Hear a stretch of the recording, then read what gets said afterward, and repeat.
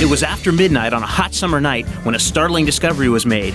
Oh, this is bad. This is worse than bad. Director Doug Liman and the creative team from Shy a Day were hard at work creating 3 new spots for Sony's latest action platformer, Sly Cooper and the Thievius Raccoonus. The first one is sort of the classic scene where the jewel thief is actually getting away from the scene. In this case, it takes place on a train, and one lead detective gets on board the train looking for someone who's very intimidating. We then cut to one of the women in the train who looks over and sees a raccoon with a fake beard in complete disguise and sort of asks what was that all about, and then we get out of the spot. Action! The second one, which we're shooting right now, is a break-in in a bank, and the break-in has just occurred, and we're moving down with the federal agents as they've just come to the scene, and we see that a giant safe door has been blown off the hinges. Bars have been cut through. The infrared lights have been disabled. And all of this stuff is kind of happening really low. All the safety deposit boxes in the first 3 feet have been emptied. At the end, we see there's a hole in the ground, and they realize that it's been done by one raccoon.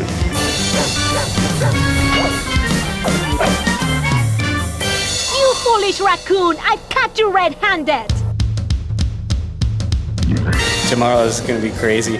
Tomorrow we do the third spot, which is the interrogation, and we will have all sorts of animals from vultures, monkeys, ducks, rats, and we'll have a lineup of animals as if they were criminals. He's a little bitchy. I see that beak. It seems that Sly is not the only thief in the bunch, because the team was able to steal famed director Doug Liman fresh from his summer blockbuster, The Bourne Identity. And cut. Where we're doing these Sly Cooper Sony PlayStation commercials. I love video games, and it's sort of an ongoing pet project of mine to try to incorporate video game themes into my filmmaking. It actually worked pretty well. When I made Bourne Identity, I tried to really put the audience in Matt Damon's shoes the way you'd be in a character's shoes in a video game. And for this particular spot, I'm working on really trying to develop a lighting style that is inspired by the lighting of video games.